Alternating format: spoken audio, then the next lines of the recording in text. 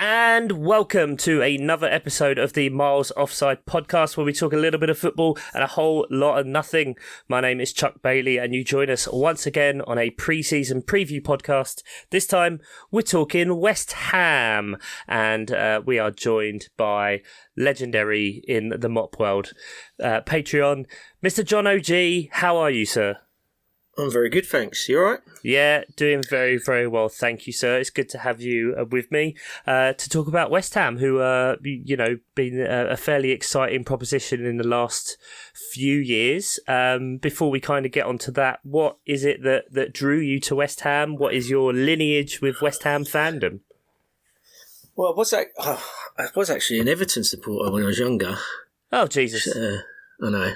Shameful.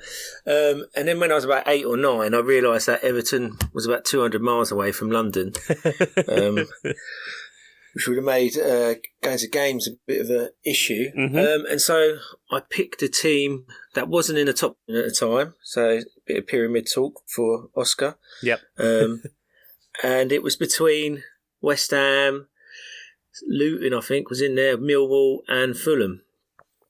And I opted for West Ham. That was the short list.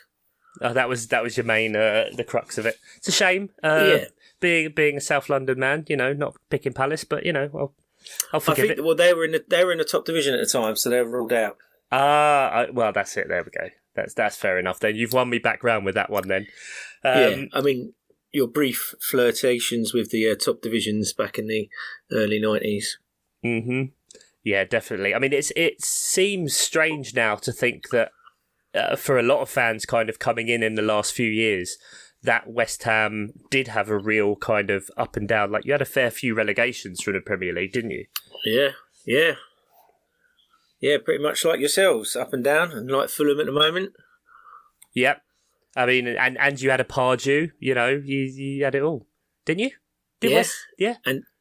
And Allardyce. And Allardyce, yeah, the good old English manager merry-go-round that you've had. The halcyon years, as I like to call them. Years. Well, you had David Moyes the first time and it didn't necessarily work out, but I think it's fair to say, off the back of the last, 2 seasons where he's been back, it's been pretty successful, right? Have you been enjoying life under this new Moyes resurgence? Yeah, I mean, it's a bit of a strange one, because he kept us from relegation the first time round, and then we didn't renew his contract, and then we flirted with a couple of other managers, which didn't work out too greatly. They did all right, and then we got him back in again. And well, he obviously didn't have much to do himself, so he accepted, and it's been going quite well. Yeah, it has. I mean, especially, you finished 7th last season. What was it? Yep. Semi-final of the Conference League? No, Europa League. No. Yeah, Europa League. Semi-final Europa League. Fairly successful season then? Yeah, I think we did all right in the other cups as well, and we didn't get too far, which was probably the issue, that we had so many games and such a light squad. And it was always a matter of time before the wheels came off. I mean, you got Antonio up front, who's getting on a bit now, and is quite injury prone. Yeah, being flogged to death up front. Especially the way he plays as well. And, outside of our first 11, there's 1 or 2 who come in, but it was really the same 11 playing week in, week out, and on Thursdays. And they just ran out of steam. Yeah, you had one point where pretty much all of your defence was injured as well, didn't you? Yeah. Or kicking cats, or the. Yeah. I think we had Cresswell playing kind of centre-back at the time. Mm-hmm. We were still able to field a half-decent 11, so you can't complain too much, but they were just running on empty. Yeah, I think it kind of shows down the stretch, because you were in a really good position, kind of league-wise, weren't you? Really pushing, and then second half of the season dropped off. I think it was 3 wins in your last 11. Which is a shame, because then United got to leapfrog you and take that last Europa spot. Yeah, I mean, we needed to beat Brighton on the last day of the season. I think we took the lead and then we ended up losing, which is a shame. Yeah. But we had some great results over the season. That great game against Liverpool, we won. Mm-hmm. Yep. had some good wins in the Cup as well. I think beat Man United and Man City, I think. So, yeah, there's some ups and downs, but overall, good season, positive, and back in Europe again, even if it is this funny Conference League. Yeah, I mean, you get to play some weird and wonderful teams, which is always interesting. Absolutely. I mean, it's no Intertoto, is it? You know, but it was fair to say as well that was slightly disappointing. I mean, getting to the semi-final Europa, going out to Frankfurt, who were the eventual winners. So, but I would have thought it would have been nice to get West Ham in there against Rangers, and you could have got yourself another European trophy. Yeah, and the first trophy since 1980, I think. 42 years that would have been. Oh, bloody hell. Wow. First one in my lifetime anyway. So where do you think, I mean, we'll kind of come into the transfer window as it stands. I mean, West Ham are always, I don't know whether this is because of me being a Palace fan as well, we always seem to swim in similar waters and be linked to the same players. However, this year, you're kind of taking a step up a notch, I think, in terms of the quality of player that you're being linked with and looking to sign. Would you say that's fair enough? Well, I suppose since we moved to the stadium, we got promised all these riches. So this should have been happening for the last few years, really. But, yeah, I think... Yeah, like you say, we do like go after each other's players and even take off each other. Mm-hmm. Well, you have our rejects, basically. Well, thanks. I think Tompkins and Kouyaté were fairly successful for us. Yeah, we should never have got rid of Kouyaté. I thought it was a strange one. And Tompkins was a half-decent squad player as well. So, yeah, decent business for both. Yeah, but now, I mean, the last few years, I mean, it's been mixed, would you say? I mean, as an overall, are you Gold, Sullivan, Brady out, or would you prefer different owners, or do you think they're kind of changing the tide a bit now in the last few years and actually spending big on players? I think we are changing ownership. I think it's going gradually. I've heard that there's, I think 25% has been bought by a Czechoslovakian fella. Right. And I think Gold and Sullivan are kind of moving out within the next year or two. I think that's why we haven't spent that much. We didn't spend much last season on players because I think this is happening in the background. Right, okay. But you go from one owner to another. I mean, how do you know the next person is going to be as good as the last? Do you? Yeah, most of them are a bunch of crooks anyway. Yeah, fair enough. I mean, you usually get whatever the kind of long-term looking at ownership. Normally, your first season, they'll splash the cash a bit to give them a bit of good graces, you find. Yeah, we could have Mike Ashley with his shirt on in with the fans. It's one of the lads. Yeah, I hope so. What happened there? Yeah. But they quite liked him at the beginning, didn't they? I think he was. Sour. Yeah, he focused too much on saving the high street. But, you know, you've brought in Alfonso Areola on a permanent. I imagine that's the successor to Fabianski right there. Flynn Downs, really good championship prospect. Yep, in central midfield, which we need, with Noble going. Areola, I expected him to get a few more games last season than he did. He didn't really even start that many in the Cup. But Fabianski is getting on. I think you mentioned in the Fulham pod that he's 39. Yeah, so it's a lot. That transition should happen this year. I'm not sure when it will, but it should. Yeah, I think that's fair to say. It was surprising he didn't play more. And then the only other confirmed signing at the minute is a guy called Nayef Aguerd, who I don't know a lot about, but 30 million, left-footed centre-back, which, you know, there's always a premium for left-footed centre-backs, and comes very highly rated after a fairly successful season at Rennes. I mean, looking at got injured the other day. Oh, boo! Right, okay. I don't know how bad it is, but yeah, he got injured and didn't play yesterday against Luton. Okay, so do you think that's just precautionary? And we got the striker.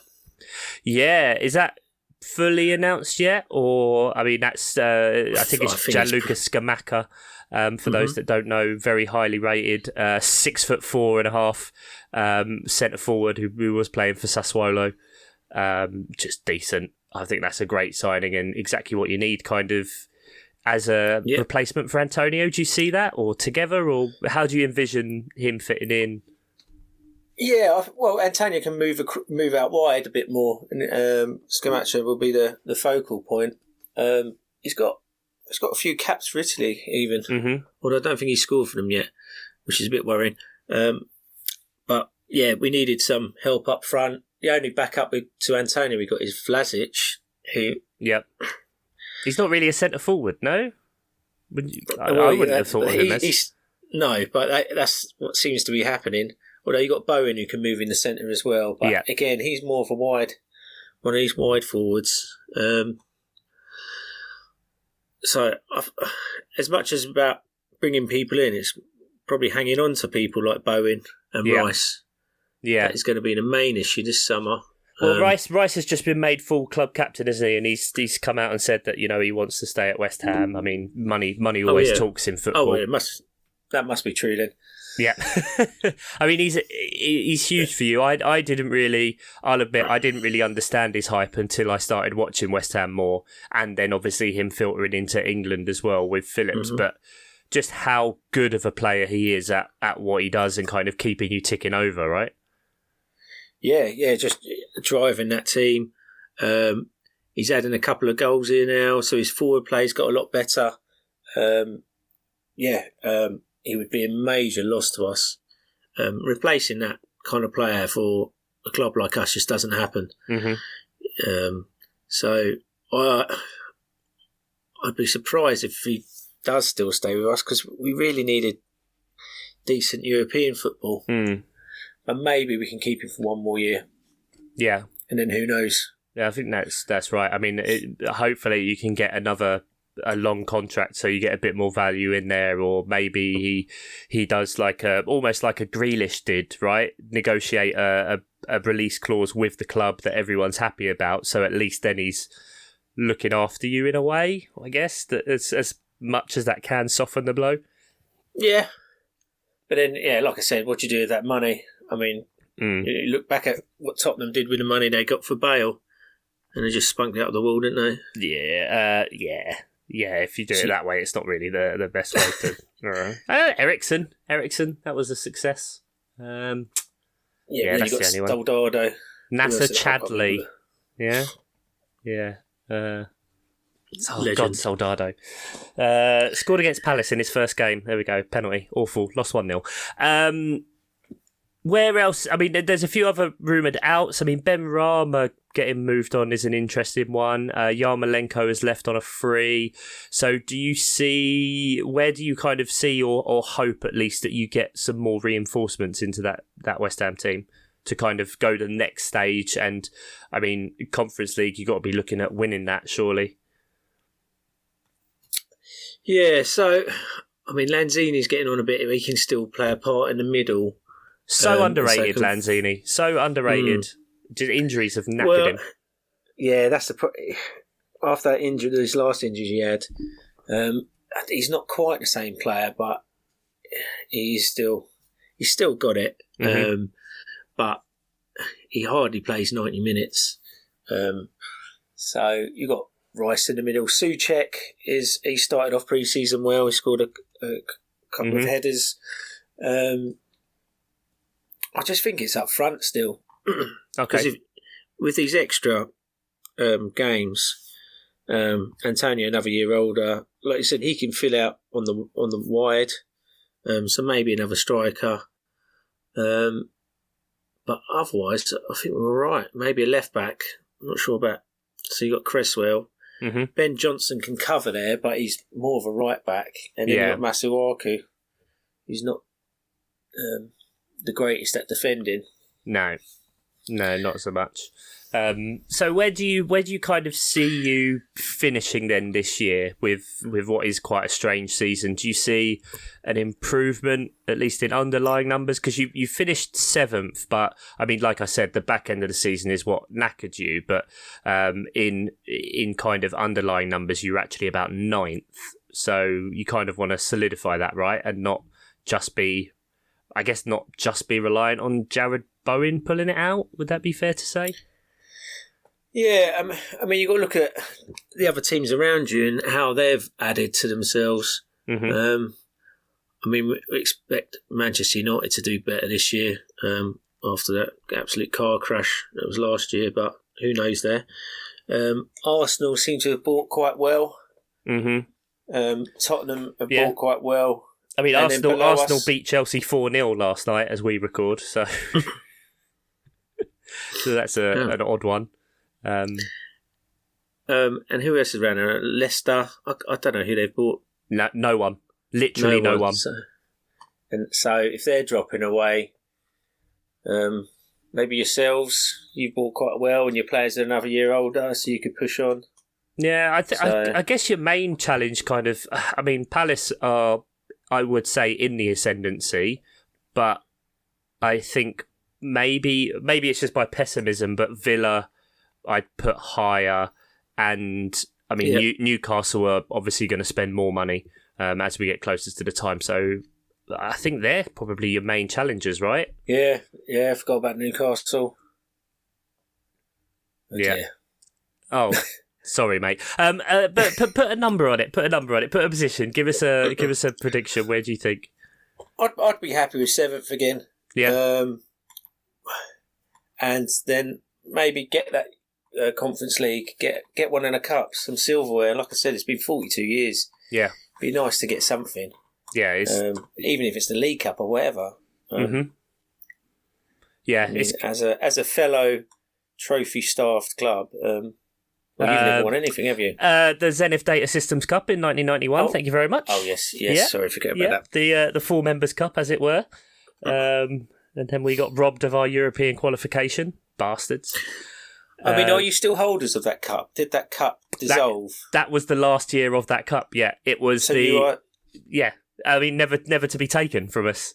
Unbeatable. So you've held that trophy for over 30 years. Yeah, that's what you need to say. Yeah, exactly. That's the lineage. After, I think we were one of the last Intertotos. I think you were. Didn't Everton win that? Jesus, this is this conversation is going bleak into obscure previous national and European competitions. Let's talk a bit about FPL. Let's round this off. You're obviously a player. That's how we kind of came to know each other. How are you with West Ham assets? Do you avoid? Do you overrate them? Do you underrate them? How do you feel about them? And would you be picking any this year? I probably normally avoid them a little bit. Yeah. Just the pessimistic nature of myself about the team. But I did have Antonio last year when he was banging in all those goals. Mm-hmm. Yeah, so Chuck, like you said, we do have some strange results. So sometimes you've got to just ignore what the fixtures are saying and pick us up when we're hot. Like I said, that Antonio or Jared Bowen. Yep. I haven't actually seen what our price point. We usually have those really awkward price points as well. We're not your premium, not your cheap fodder. So we are your kind of so-called differentials. Yep. When you get us in. Yeah. It's the issue. I think this year is Bowen had such a good season last year, which we expect to be an outlier, where he scored, over 200 points, that he's now at 8.5. So he's a really awkward, although he's a great player, he needs to be coming close to his previous numbers to make it worth it because of the other sacrifices you kind of got to make. It's kind of a shame. Yeah. So we're probably a bit of a wait and see. I mean, I think we've got Man City up first. So definitely wait and see. Yeah. Yeah, that's fair enough. I mean, Antonio at 7.5, does he... I mean, he's what has been less so last year because there was a big sustained period where he didn't score any goals. But normally he's been when he's fit, own him. Do you see that kind of being the same? And maybe Areola as well at the other end of the pitch. He's only 4.5. So if he's the starting keeper, that's decent, actually. That's a decent shout. like I said, maybe Ben Johnson, if he starts playing games, because he gets forward a little bit. He scored the odd goal. And I think Souček might, because he had that really good season 2 seasons ago. Didn't quite perform last season, but I reckon he might be on for a decent season this one. So, yeah, let's wait and see who's our form players, who's looking in good nick, and pick us up from there. Excellent. Right, mate. Well, thank you very much for those tips. Yeah, it is, like you said, it's a weird one. There was a great run. I mean, just you mentioned there about fixtures. 4 in a row. You had Everton, Tottenham, Villa, Liverpool. Won all 4 of those in a row. So, yeah. And then, but before that, you'd lost to Brentford. So I think it kind of shows that you can get decent runs together. It's just about form.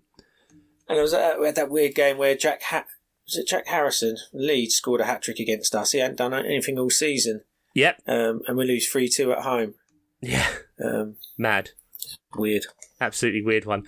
Well, mate, it's been an absolute pleasure talking to you about West Ham. I wish you all the very best for the season ahead. And yourselves. Well, not too good, though. Yeah, but we're fucking massive. Thank you all very much for listening and joining us again. We've still got plenty more to come on these pre-season journeys. Join us on Twitter at Miles Offside Pod. The dog's coming as well. And join our FPL league. All right, calm down. I'll get to it. Jesus, Ian's got to leave all this in now. I'm not need to edit it. Join us on the Slack. It's still free for a little while longer. You can become a Patreon, patreon.com/Miles Offside Pod. Thank you very, very much for listening. Bye-bye. See ya.